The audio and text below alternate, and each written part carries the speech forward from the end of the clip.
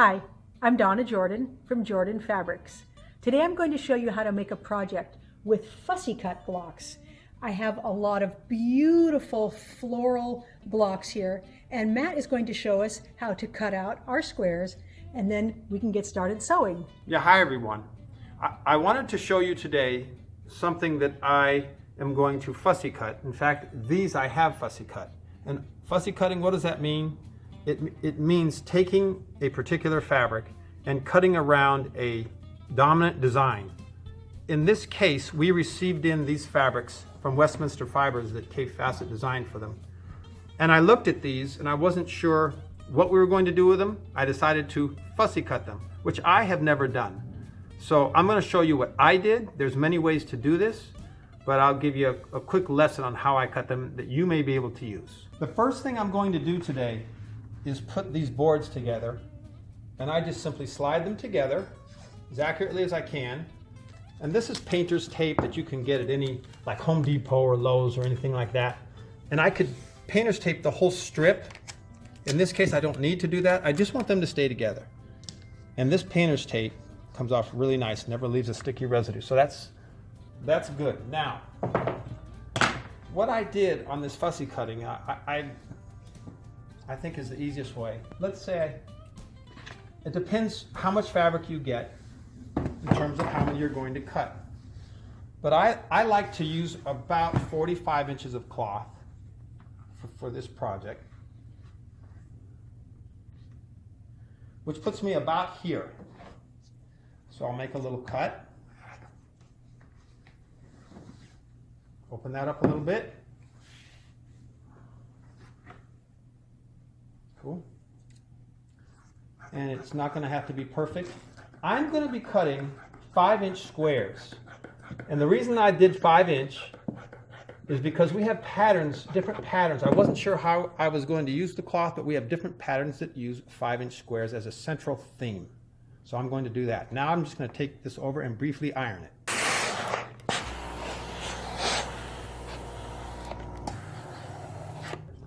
Because my project uses the 5-inch squares, I took a very light cloth. This is a little light white floral you can see, that I can see through.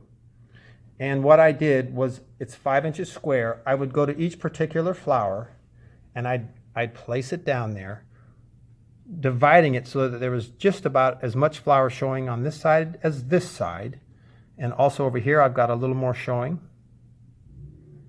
I'll bring it there and I can see a little of this side out there now too. And I'll just give it a little flat down like this. And then for me,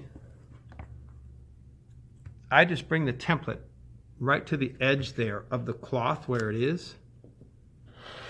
Cut. And this is pretty easy cutting. You could put a weight if you wanted to be sure it didn't slide. You could put a weight on the edge, and I'll show you that in a minute. But now I'm going to cut this edge. And now I'm going to come over to the top. And they do have spinning mats you can use to do this that would make it easier. I don't have one of those. And I just wanted to get the project done. So I just proceeded in this fashion. It's good for cutting skills, that's for sure. So there's my template. Here's that beautiful flower, ready for the project. I'll use this square on the rest of these flowers to continue what I've been doing. And keep in mind, you could use any size square that you like to cut out the flowers. You know, I have a lot more leeway here, 6 inch, 6.5 inch, something like that. Just, think about your project, what you want to do, and get those cut out. I cut these black background ones earlier, and I'm going to get these over to Donna now, and she'll get started on the sewing the project. I'm going to make some star blocks with these fussy cut flowers. This is a floating point star, so we're not going to have to worry about getting our points really accurate. The flowers are going to go on these 2 color backgrounds, and then we're going to do some brighter points. So the numbers we need are right here. The center, which is the fussy cut blocks, those are 5 inches. The backgrounds here and here, all we need are 3 1/4 square and 3 1/4 by 5. So that's just these two pieces here. And the only other thing we need is the points, and they're made from squares that are 3 inches. So that's these pieces right here. Matt has very nicely cut them all out for me, so we can go right over to the sewing machine and get started making the block. First step is to take one of the 3-inch squares and put it on the lower left corner of this rectangle. It's not as big as the rectangle. It's not supposed to be as big as a rectangle, and we're going to stitch from corner to corner. Now you can mark the back of that with a friction pen or with a pencil or with a chalk pencil. I have a line on my sewing machine and I put some painter's tape, and so this edge of the painter's tape is going straight from the needle hole straight down. So I'm just going to keep this corner down here on the line as I sew, and that way I know I'm going to be going right across that diagonal. So I put that up at the needle hole and start sewing and keep this on the line.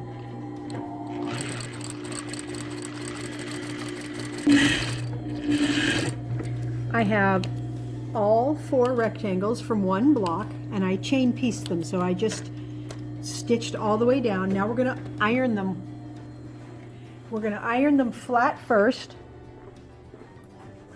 to make sure those sewing threads are nice and relaxed. Now we are going to fold that on the stitching line, and the corners will meet exactly. Then use a little bit of steam. Now trim the back 2 layers so you've got a 1/4 inch seam allowance left there. Next step is to take this fabric and put it on the lower right corner of this rectangle. Same procedure, we're going to sew right along that diagonal. Keep that bottom corner right on the line as you go.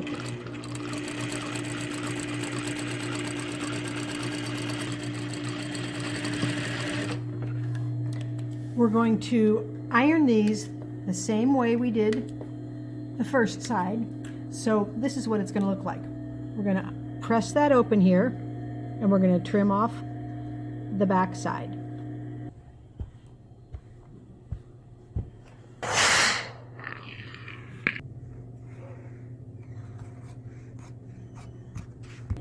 Here's our triangle units, the points of the stars. Now we're going to sew all the pieces together. I like to keep these on the machine, so I'm going to sew these 2 pieces together, but I'm not going to trim it off of the machine. I'm going to leave that right there and take the next 2 pieces and sew them together. This keeps my patchwork in order, and I'm less likely to get something turned upside down. Now we've got these 2 pieces.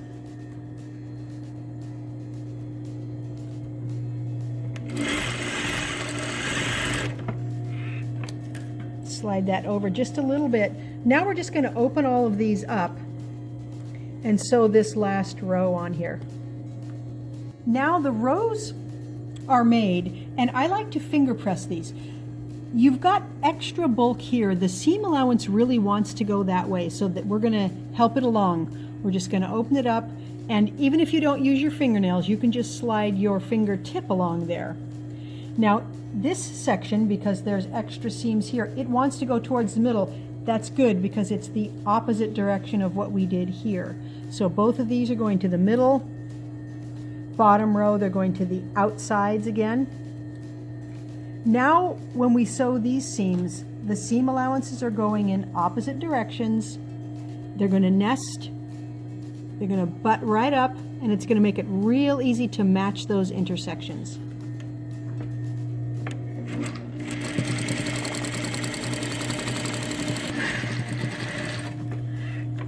Let me show you how to iron this really flat. So leave it closed like this and take it to the ironing board. I'm going to pull it out flat and just kind of hand press it a little bit. And I'm going to iron it like this.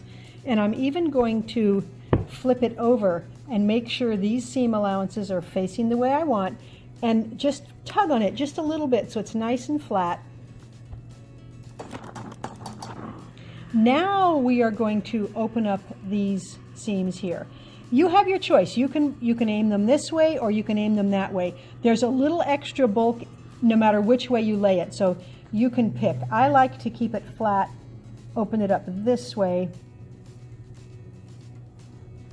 Help it along a little bit before you iron it. And I didn't use steam there. I'm not using steam with the first ironing.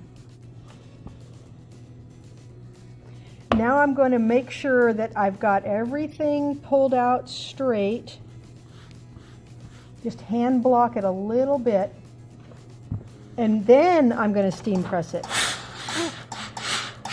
And this makes a huge difference in how accurate your blocks look. You'll notice right here, this V here does not come down to that patchwork there. That's on purpose. That way you will never get this V cut off if your seam allowance is not perfect. Same with these points here. They are more than 1/4 inch from the edge. So when we sew the patches together to another block or put a border on, we're never going to get that tip cut off. That doesn't look very good. Floating is much better. You always get a nice clean point there.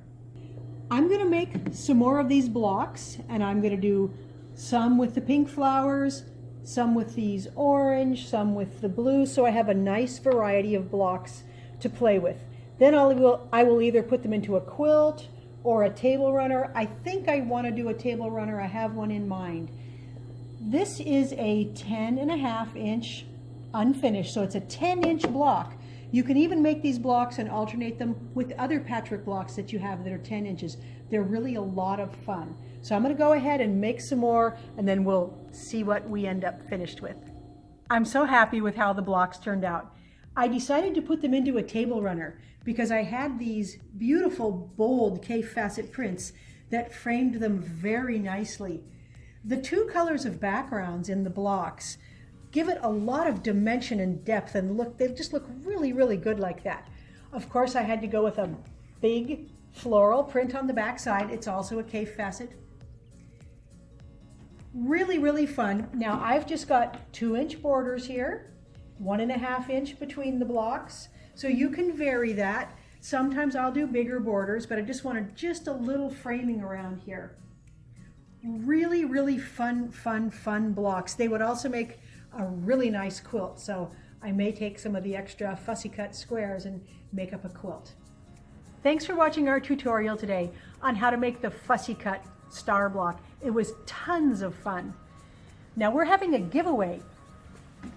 This is the pre-cut quilt kit that we cut here at Jordan Fabrics.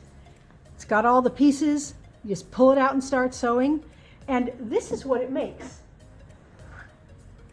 Beautiful baby quilt, and we're including the border fabrics and the binding fabrics. You can make this nice, beautiful, Bugsy themed baby quilt. I'll put a link in the description below that'll tell you exactly how to enter. Happy quilting!